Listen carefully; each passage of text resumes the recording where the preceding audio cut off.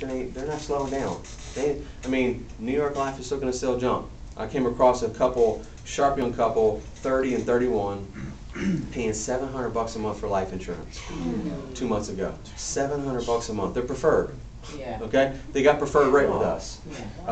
For $750,000 on him, $250 on her. I did it for $105. And so, say to him $600 a month. Come on, that guy's more interested in what he made than what was best for the client, right? And so that stuff ticks me off. And you know, that Crusader is how this company exploded back in the '80s when Art Williams wasn't afraid to get in somebody's face and do it in the right way nowadays, because you got social media and it's all, you know, you can make somebody mad. That can really come back to bite you. So I'm not about making people mad, but I am about standing up for what's right. And I think we got to go out there and have that crusade mentality. And I'm telling you, I'm engaging again. I'm coming back and engaging again. You wouldn't tell by my numbers this month, okay? June's been kind of slow, but I hit my best personal premium that I ever did last month in May. Did $9,700 personal premium in May. And I'd never done it. My biggest personal premium month, I'm not a huge personal producer like some people are. My biggest month prior to that was $8,500. And so, but I broke that record last month. So what I tell you is, hey, I'm ready to go do something big. And we're going to go do something big as a company, because now we're all teammates. We're a public company. You understand that? Stock went 3% yesterday. And so that's, hey, if you own Primerica, you know that probably, right? You know, you own some PRI stock, you're like, so I get on my iPhone, oh, okay, 3%, sweet. You know? And so, but as Trevor grows his business, as Derek grows his business, guess what that is in Primerica? Is it, do I make more money off having stock in Primerica? Sure. Heck yeah. We're all one big team now, guys. I'm telling you, I'm excited. I think we can do something big. And hey, I think this is just the beginning. I think we need to cross-sell well. I know there's a bunch of officers down here who do a lot of securities. We like doing a lot of securities, and we want to get our premium up, get our life premium, get our codes up, get more licensed people. And I think we got to do it all. We got to do it all. If you want a well-balanced business, if I told you, oh yeah, we just want to go build a 30K base. Yes, I want to do that, but I want to do $1 million a month of securities too, always. Right? And so that's the only way I've made 200 grand. We've made 200 grand the last 3 years in a bad economy, is because we got a well-balanced business. And I got a guy, I'm going to talk more about kind of what do you want to come do with Primerica. We're going to talk about that in my next talk. But I'm excited. So hey, thanks for letting me share a little bit. Now you get to hear the real leader. Hey, look, a mom, right? Those you women that are moms and trying to run a business and have a job somewhere else, man, I applaud y'all. And it's hard. Okay, it's hard to spin the plates. It ain't easy. You know what? Life's not easy. It's about making an impact, and this lady makes an enormous impact as she develops high school girls, does a lot of discipleship with them. She's an author now. She's written a couple books. And so just, man, but you know what? The freedom of Primerica has given us a chance to do some things that she's always dreamed of doing. And so, like I said, we know where we want to be. We're heading there. But y'all give a warm welcome to Tasha Firestone.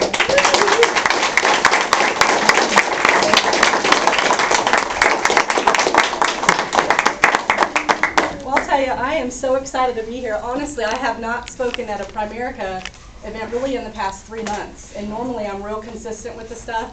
But I sat down Primerica and I took 4 months to focus on something that I've always wanted to do. And I'm going to talk about that in a minute after I tell you a little bit of my story. I know you just heard Frank's big long story and you're like, hey, where's the meat? I know. I got to tell you, we've been around for 13 years and I have sat through so many meetings with children, without children, preferably, right? And so many times I'll go to events or a big event, and I love the stories. I think stories are very important, but I'm like, please teach me something. So I promise you, I am excited about teaching you what I think is pivotal in marketing yourself, in developing your skills, really how I am raising my children, which a lot of times you can learn a lot from children on how to present themselves and talk to people and getting comfortable with people. And I'm going to go through some of that stuff, but I think it is very important that you understand who you're hearing it from, for you to learn it properly. I'm originally from Oregon. I got all the way down to Southern Miss, if you can believe that, like picture the United States map. Okay. On a full ride scholarship for volleyball. I always thought from the time of 5 years old all the way up to 21 that I would be a doctor. I have a pre-med degree. I wanted to be a cardiologist. I'm one of those that have always known what I want to do.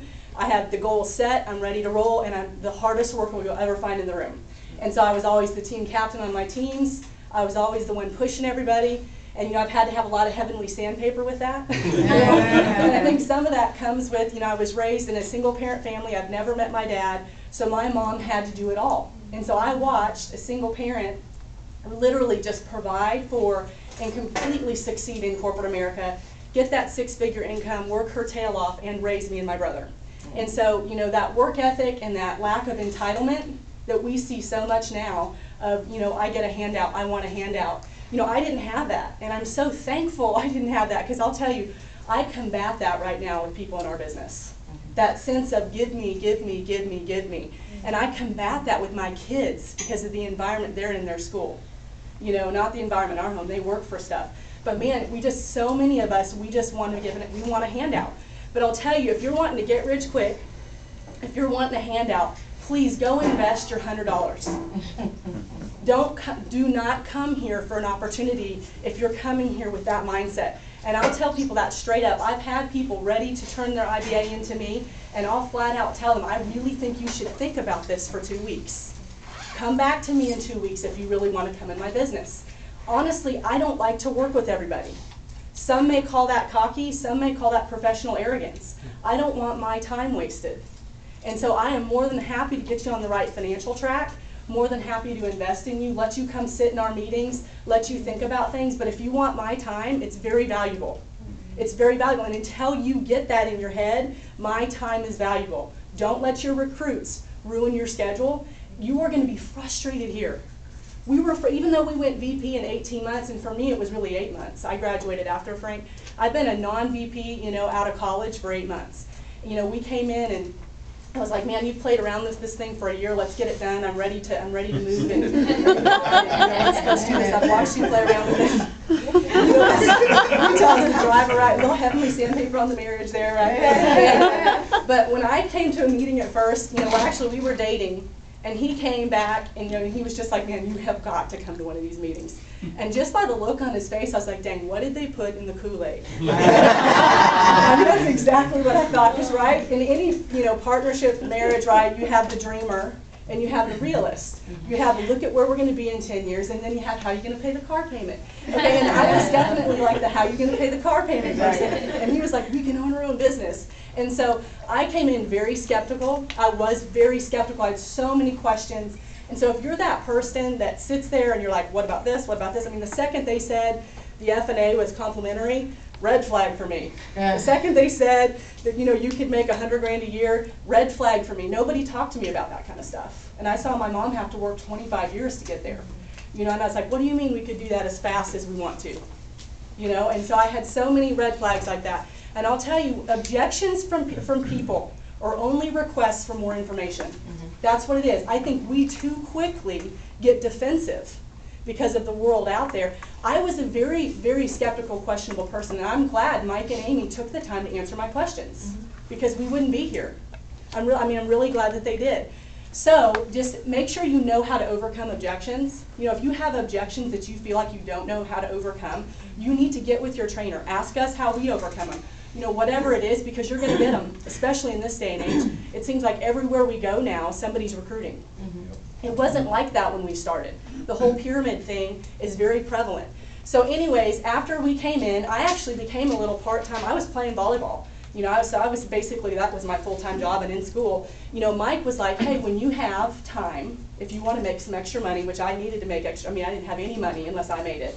I had my scholarship, which covered my meals, but if I wanted to do anything outside of that, I had to make money. So I worked in Mike's office part-time, literally just filing mail for him, did volleyball and did school. That was totally God-given, totally. Because what I saw was people actually making money.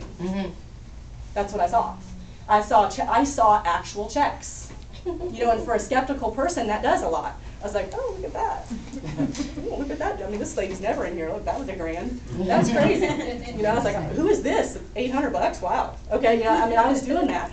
And so anyways, once I graduated, Mike, Mr. Salesman, he doesn't come across that way, but he's very good at what he does. And that's why he's successful. He's persistent, and he's gotten very good at what he does. You have got to get good at this craft. This business is a skill. It's a skill. Some of the stuff that I'm going to go over, it is a skill to learn how to talk to people. It is a skill to break down the wall of a teenager so they'll tell you their feelings. It is a skill how to teach your kids to talk about their feelings. Everything is a skill. And I don't think we realize some of those basic things when you don't have that foundation. You're going to get adults that come in your business, and you may be one of them, that are 40 years old, that have never effectively learned how to have a conversation. And you'll know that in the first 10 minutes, because they won't give you good eye contact, they won't ask you any questions, and they'll just give you one-answered answers. I mean, those one-word answers. And they don't have a conversation. So just know that's how they're going to treat people, so you're going to have to train them. So right away, you're seeing how much work you're going to have with people. So needless to say, Mike was going off to me about becoming a financial doctor, because I was looking at my MCAT. I was looking at going to medical school. And he was like, that's great, Frank's a business. I don't know anything about money, Mike. I remember that exact statement. I don't even know how to balance my checkbook. Neither does my mom, okay? We don't know anything about money. How could I even get to a point where I could understand money? But understanding something is completely different than being able to help somebody else understand it. I was like, I just don't think that that's my calling. I really don't. So he's like, you know what, just go on a few appointments. And that's the key right there, you all. I went out on appointments and I could not believe what I saw. And guess what? I knew no one there. I was 19 years old. Yeah, I didn't know anyone there. Mike set the appointments and had me ride with him because I was sharp enough to him to do that. Now, do you do that with everybody? No, you don't. But he saw the potential, and he already had Frank full time, and he's like, I need to show Tasha that these appointments will work, and that if you get it in the right market, it works. So I went on a few appointments. I couldn't believe it. I just could not believe that even these people that had been working 10 and 15 years were just as uneducated as I was coming out of college, had made a mess of their debt, had made a mess of, they didn't even know what really investments were. They were all investing inside life insurance policies. I mean, literally 7 to 8 out of the 10 people I sit down with are investing in life insurance policies, you all, which means they aren't educated. Right. That's what that means. They're just sold. And that's still, to this day, that's what it's like. 13 years later, that's crazy to me. So anyways, I came into business. My mom thought I was having a complete mental breakdown at 21 years old. So did our pastor. So did everybody else around us. All the people who really cared for us literally had these little private meetings. We got these phone calls, and you know how it is. The people who love you don't want to see you fall. Do you think they feel the same way now? Yeah. They don't now. About the business, I mean. Right. They don't want to see us fall, of course. But I mean about the business. They are so thankful now that we did not listen to them. Because literally, they really, really tried to discourage us. I mean, what do you mean you're doing that? And I told my mom, I was like, you know what? I went and looked at medical schools. We were both so blessed to have full rides. We came out of college debt-free. Wow. Okay, and we know what a huge blessing that is now when you sit down with other people. And, you know, I was like, the first 4 years of medical school was going to be $100,000 in student loans. The first 4 years, guys. I was willing and committed to going 12 years. It was 12 years past my bachelor's degree to become a cardiologist. So at 32, I would start my practice. See, look how planned I am. At 32, I'm 34 right now. Wow. 2 years ago, I would have started my career with about $500,000, $600,000 in student loans. Wow. Do you think I'm glad I gave Primerica a shot? Because I really don't think I'd have had 3 kids. I had 3 kids in 5 years. Can you believe that can happen? I didn't know that that's possible. But I've done every role imaginable to get off my straw. I've done every role imaginable in Primerica. And I'll tell you, the ones I hated the worst was office manager. Can you imagine me being an office manager? Just some people love the computer. They love administrative stuff. I love people. I love people. And believe it or not, Primerica has really brought that out of me and Frank. We were both so introverted. We were superstars in Southern Miss. It was hilarious. I mean, I was on a billboard on the main road as an advertisement for the hospital. I mean, my face was. So I would have, but it was awkward for trust me, for the people that are on the billboard, it's awkward. Because wherever you go, people look at you like you know them. Then your voice in your head starts talking like, have I met them? Gosh, am I being rude? And I'm like, no, it has to be the billboard. Oh, but maybe I did. And you're sitting there having this conversation with yourself. So we were very introverted. And we kind of kept to ourselves, and we were also well known because we were in the sports and starters and all that kind of stuff.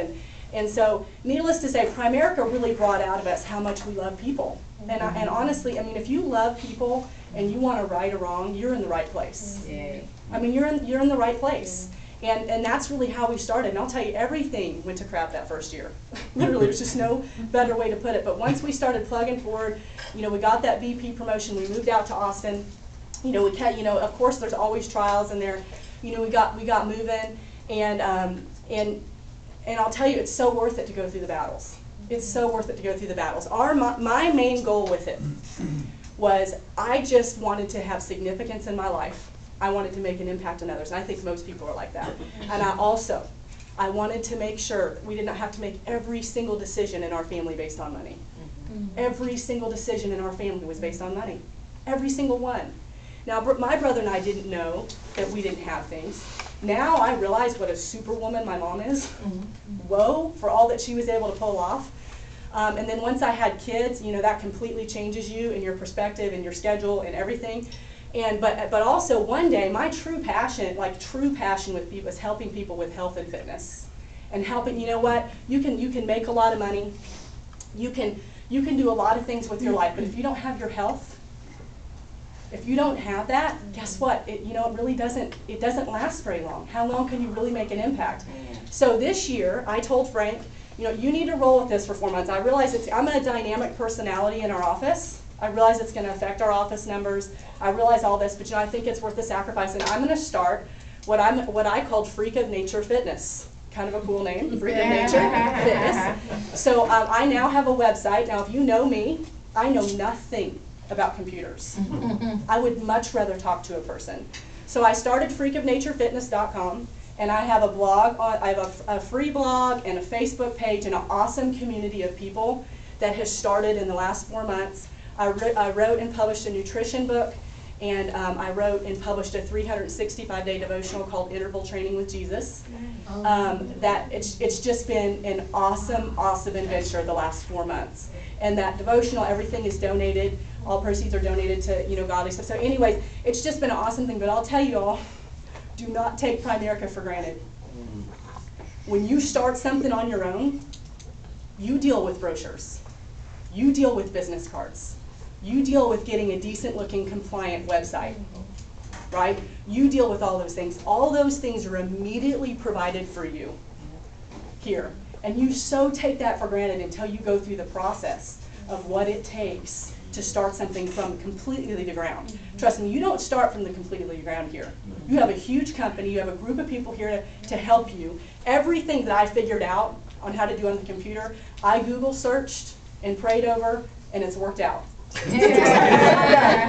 And use my skills that I've learned from Primerica on the people side. And that's exciting to see where that's going to go. And I'm excited now that I've gotten that all off the ground, and that took 4 months of just really hard work and late nights and lots of lack of sleep. It's got these huge bags, and I've incorporated just like we did in Primerica. My videographer was my 9-year-old. My 6-year-old's taken every single picture you see on my website or anywhere is from my 6-year-old taken with my iPhone.